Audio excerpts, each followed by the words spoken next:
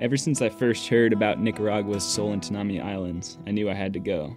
An archipelago chain of 36 tropical isles nestled into the southeast corner of Lake Nicaragua, Central America's largest body of fresh water. Only a handful are inhabited by people.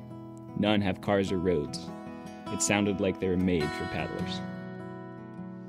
In Managua, I joined up with Eliza, an old college friend, and Corey, a freelance filmmaker who I had met only a month earlier while camping in the Utah desert.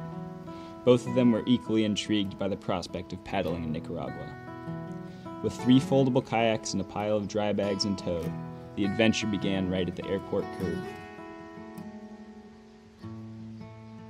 We left the city, hopping from one mode of transportation to the next as the towns became smaller and the jungle grew thicker. We weren't sure our kayaks were going to fit into the tiny, rusty taxi, but our driver got creative.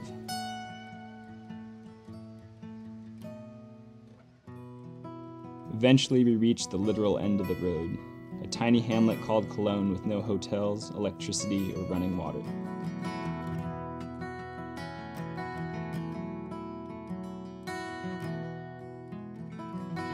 By the time we set up our hammocks in the blaze of the tropical sunset, we were as exhausted as we were happy.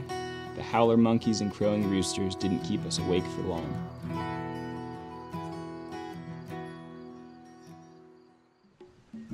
The next day, we headed towards the archipelago. Eliza used her fluent Spanish to make friends along the way.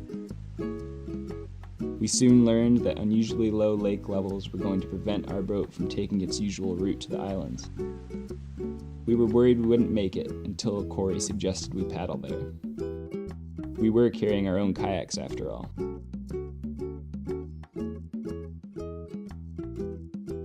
It didn't take long to realize why the boats were having trouble navigating the lake.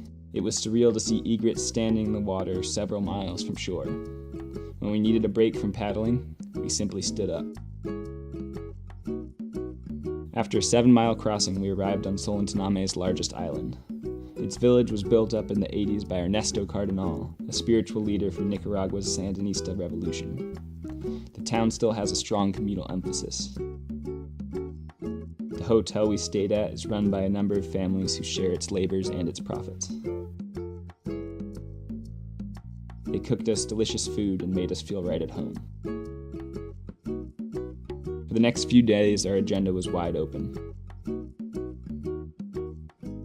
We paddled our kayaks to deserted islands and explored the rainforest. Local artists invited us into their homes, where they allowed us to join them in their artwork.